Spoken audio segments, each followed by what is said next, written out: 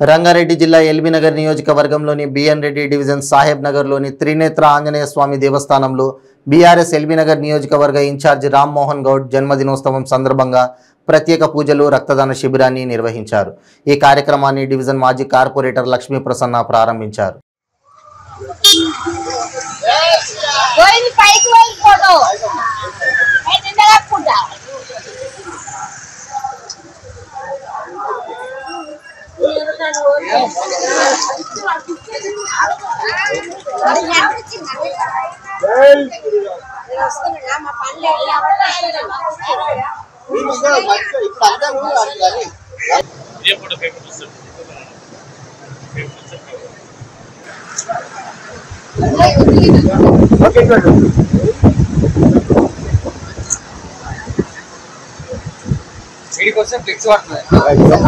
energy